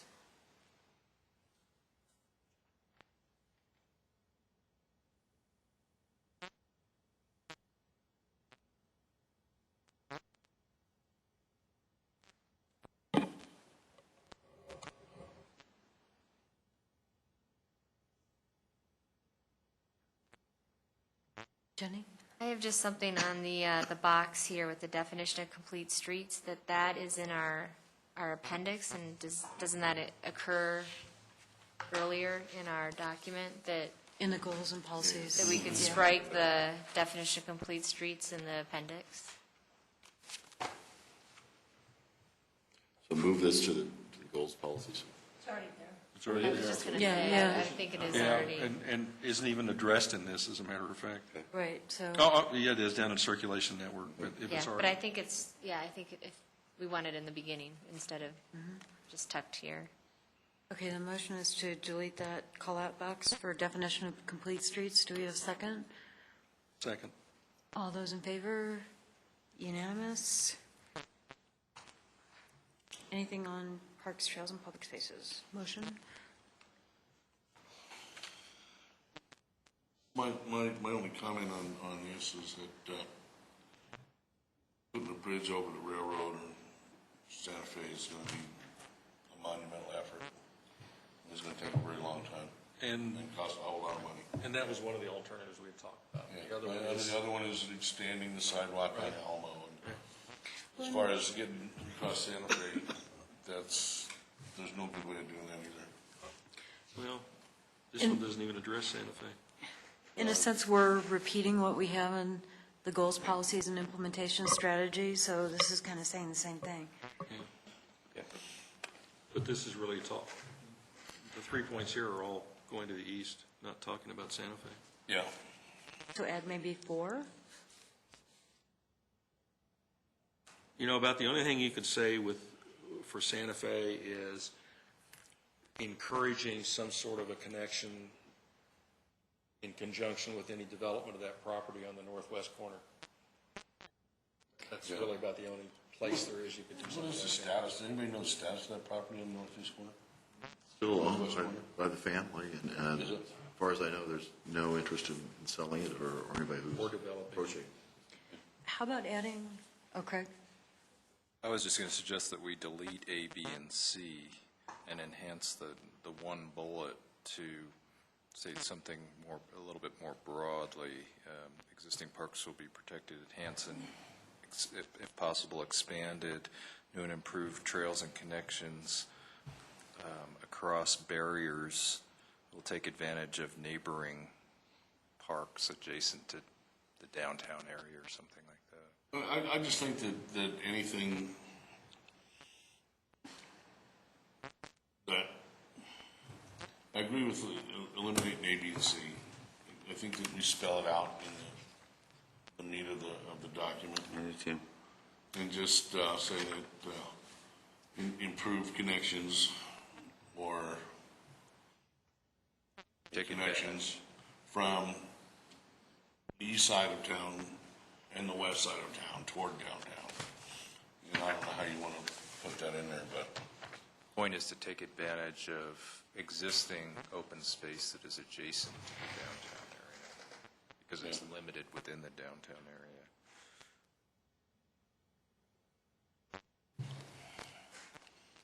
Okay, so can we just address getting rid of A, B, and C, and then address the language for the rest of that bullet point? So do we have a motion to delete A, B, and C? Motion.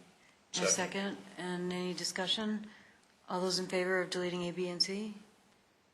And that is Dave against. And then I've heard a couple different language proposals. let's look at new and improved trails and connections. Somebody had a problem with the phrase railroad depression. It's depressing.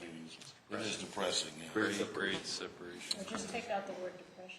How about just say newer improved Why don't we just make trails it and one- connections to surrounding parks, trails, et cetera, will be built. That covers east, west, north, south. Or surrounding Beautiful. areas.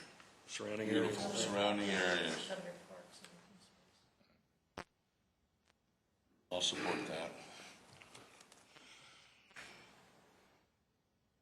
I also support F2 and F3. You'll make a motion to approve F1, 2, and 3 with your revisions, Dave?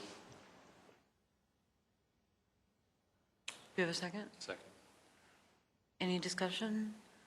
All those in favor? And that is everyone. That takes us to historic preservation. We need to protect them, huh? I would suggest we change the first one to be similar to what we said earlier, something like viable historic structures, not all historic structures. That's an overstatement. Identify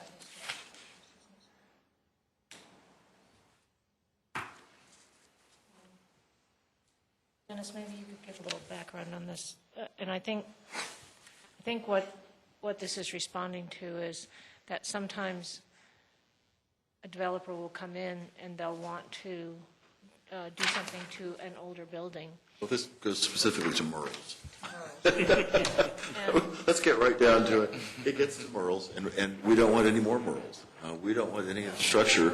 We love Merle's. We don't want any other situations like that, where we have a structure that people, there's one group that thinks is very important, and we want to make sure that we've gone through and identified all those at one point and say, okay, this is it, this is the list. And now, these are the ones we're going to look at. We don't want any surprises in any additional structures suddenly coming in with the 11th hour. So if a developer comes in with an idea, Right. we don't suddenly say, oh, no, we've been thinking that that's a really important building. structure, yeah, exactly. So it doesn't mean that Merle's is or isn't, or was or wasn't important. It just means that, we need to have that discussion ahead of time. And so that's the intent, is this plan is going to say, okay, let's put together that list, and that's it. And these are the ones we think really are key to the history of the city and to downtown.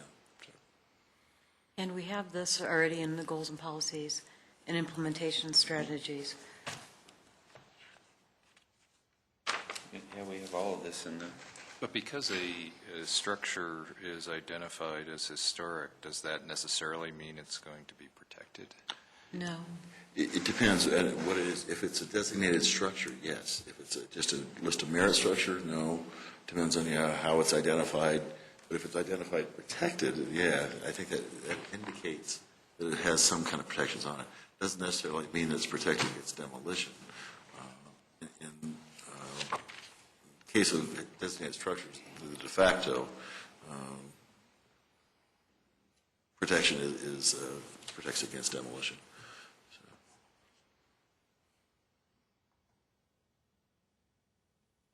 Any wording changes?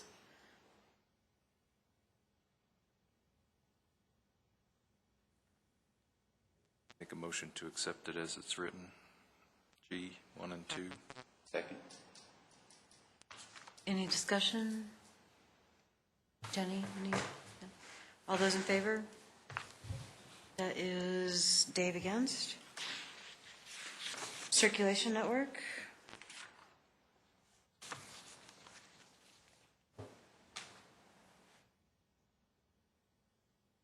Make a motion, we accept H1 and 2 as written. Okay. Somebody going to define balanced? But If right now- Stand up on your bicycle. Okay. And there are people who do a marvelous job at that. I'm not one of them. Yeah, me neither. That's how I know the meaning of the word. Sarah Jane, you want to talk more about that? This is language that is actually from the Complete Streets stuff. And I guess what it means is that you won't be giving preference, so that, for instance, you can't ride your bike down the street, you can't walk very comfortably down the street, and you're going to accommodate all the modes. So. I don't think it necessarily means that all modes will be accommodated on any given street. I mean, It's a problematic word. it's a That's problematic That's word. why I'm raising Yeah, the I know. question. I'm having issues with Balancing it now means something different from what balancing it 20 years ago would have meant, and Balancing- probably from 20 years in the future, in terms of numbers. Do you start inhibiting vehicular movement because you've got more bicycles? Do you try and inhibit vehicular movement in order to encourage more bicycles? Same thing with parking. Are you going to set aside blocks of space in clusters around Main Street to accommodate more bicyclists, even though that means you're taking away space for pedestrians to casually sit down or stores to have? I amend my motion to eliminate the two words "and balanced." So just say all modes, walking, bicycling, and driving will be accommodated. Yes, period. And then you're essentially leaving it up to future deciders, sorry, George, to determine whether there's enough bicycle traffic to justify inhibiting the vehicular plan a little bit or taking some amenities away from the pedestrians or vice versa. At some point, you have to trust to the judgment at the time on the spot Right. in the And it's situation. an ever-changing thing. So here's my second. Do we have a second? Yes. Any other discussion? Do we want to accept the motion is to get rid of "and balanced"? So all those in favor? Now, do we need to accept as seeing everyone? And do we just need to accept 1 and 2 with modifications? And do all those in favor? That is Dave against. So that takes us to economic development.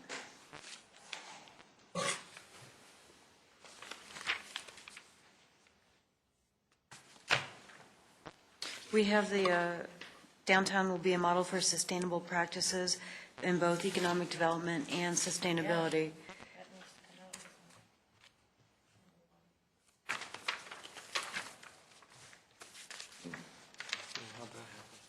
I would almost suggest we strike I and J because there's more duplication. But it follows the goals and policies and implementation strategies. Let me just give you a little history of where this came from. when Julio was on the board, he wanted to be able to go to a section and say, what does the future look like?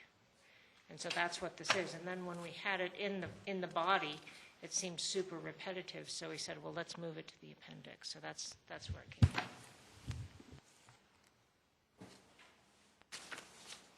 So Matt, your motion is to delete the 2 sections. Do we have a second? I don't see where it hurts anything to leave them in. I agree. I'll withdraw my motion. Make a motion that we accept the economic development section, striking number 1 and making 2, 3, and 4, 1, 2, and 3. Second. I'm sorry? I would strike number 1 under economic development and keep the rest as is. I think that's an error, that's just a repeat. Yeah, Repeat of what's in J, yeah. Yeah. Word for word. So it's not a substantive. was intended. It's an Okay. editorial change. Any second? Yes, second. All those in favor? Okay. Sustainability? Motion to accept as is. Second? All those in favor? That is everybody except Dave. So that takes us to Appendix C.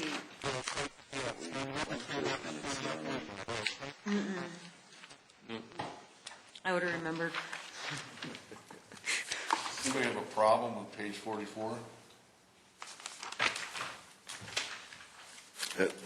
Yeah, Linda wrote this, and I've just formatted it, basically, so it's consistent with the format of the plan.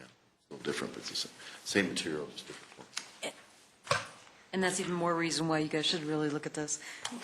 Yeah, it's a Linda significant wrote it? No, rewrite. I don't move we accept it as is. Well, I think in general, it's just trying to record what has taken place to bring this document to the public.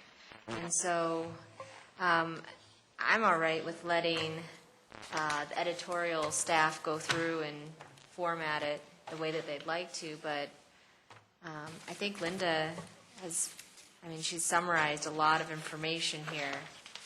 So basically, Linda, this is what you guys have been doing for the last, ever since you started this, Right. okay? And there's nothing I can say that's going to change any of this. I have no input whatsoever on any of this, and that includes pages 44, 45, 46. The timeline, nothing about that, 47, 48, 48. So I agree, so. Except Appendix C, I make a motion to accept Appendix C as written, subject to Kelly's editorial. We have a second? Second. And, all right, all those in favor? Seeing Linda against? And Dave against? You wrote it, how come you're against it? We're nervous now. Now everybody's looking at it with a magnifying glass. No, the only comments I have are, do we have too much detail on page 45, talking about the different types of site analysis we did? It's the work you did, And that though. could be, It's the work you did. yeah, we I did mean, do it's that. stuff you did. It's justifying all the time that it's taken and all the coffee and donuts we've gone through. That's what we missed. Years ago, we had I one. make a motion to amend the document to say, much coffee and donuts have been consumed. And as far as the Appendix D, this is all quantified stuff. I mean, if somebody has a blaring problem with this or E, then speak now or forever hold your peace, and I'd make a motion, we send it. The only thing I'd want to add Kelly. is, under B, on survey results, a cold reading of this from somebody unfamiliar with statistical analysis, surveys, or otherwise would say, I'm sorry, you distributed 27,000 questionnaires, you only got 1,400 back, and that's the foundation for this plan? Gotcha. I think some comment there about Statistically, that is more significant than it seems, Good, Yeah, 'cause just to that put was it in context. good. the survey company that did the survey did say that they were astonished at the response that they much back, received, yeah. yeah. I think that Kelly Nardi, who I know for a fact goes through polls and surveys all the time, is just going to realize just how good a result this is. And any typos or anything like that in these last 3 appendices, she'll find them and fix them. And let's get it on her plate right now. And one of my comments with regard to this document is when we talk about the downtown residents focus group meeting and the retailers and downtown property owners meeting, Dave, you brought up the point at one time that it would be nice to have 3 specific points that we took from these meetings that helped build the comp plan. So what we saw was... But my concern was to just say about each meeting, well, we talked about this and we talked about that. Well, yeah, of course we did. The question is, what significant viewpoints did we hear, whether they were consensus or even in conflict? And especially with the downtown merchants, there was more conflict, I think, than concurrence. So I think at least pointing out that that's what came out of those meetings, not just these are the topics we discussed. Saying these are the topics we discussed doesn't say anything to anybody. Well, and that's what the intention of the comments and suggestions from public outreach. It took what we heard from every single one of those meetings and just categorized them. And it's not specific to what we learned from the not the realtors, But there's no, the retail but there's no residents. proportional No. evaluation on that. Each item carries equal weight, whether 30 people said one and 2 people said the other. And that's all I was looking for. Give everybody some feel for the preponderance of attitude on those points that we got from those meetings. Do you What were feel they? that hasn't been done here? Or do you feel Hasn't it has been done. been? Each, well, pick one. The downtown residents focus group meeting. Yeah, all it says is, this is what we talked about. Residents identified the need for additional resident-friendly retail and service uses and park improvement. Well, at least 3 people said something about park improvements. There were some of us on the board who were saying, you know what, Geneva Park is a block away. You're not using it now. What park improvements? We heard that pretty consistently, and that's why we put that in. Yeah, we heard about the This need for document. playgrounds, I think. Right. Yeah. So do we have a motion? I have a motion to accept this document and forward it to editing. Second. And I accept think it's a the, good summary. okay, all those in favor of moving it? We have 2 minutes left, so if we vote on this in the next 2 minutes, Are we we'll including make our time frame. Appendix E? Yep, everything. Yes. All those in favor, everyone except Dave?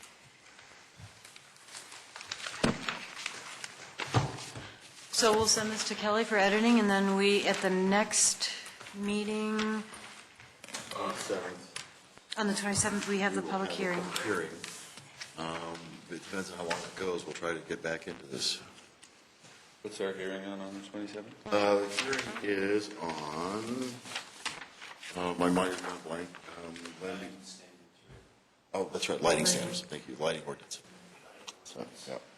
So we've had a couple study sessions with city council over the last couple of years, and breakfast meetings that they had with some of the property owners and some of the issues we've been having with our current lighting ordinance, and talk about the discussion of creating a new lighting ordinance. And so this is in response to the most recent study session we had with city council, trying to move forward fairly quickly with some fairly significant revisions. And when is this? It's on our meeting the 27th of July. 25th? 27th. Yeah, 25th? 25th. Today's the 11th. 25th. Thank you. I can't add. That's right. Thank you. Yeah. So just to reiterate, for the next meeting, the goal is to have as much of a draft as we can, provided Kelly edits the document. Right. So everything, including the goals, policies, and implementation strategies, and I think that's aggressive. I really don't know if she'd be able to do it. I don't know if she can either, and she wasn't sure either, but she's sure going to try. That's the motion. But that's Motion, yeah. the goal. The goal. Yeah, well, Yeah. Okay. So we'll have that and the public hearing on the lighting plan? And then at some point, we do need to go back to our annual planning. So maybe as an agenda for a future meeting. For a work program. And then we also need to start addressing some of the city council questions that they've asked us regarding parking in specific. So any other, sorry, Jenny? So will we have an updated work plan, or is that something that's ongoing? That's what we promised, and we bring back Okay. whether it's on the 25th. Yeah, I don't think so at this point. I think just in terms of the schedule for that meeting, we could have it ready for you. Or a draft, maybe? We could take away and, We- Or at least just the stuff we talked about.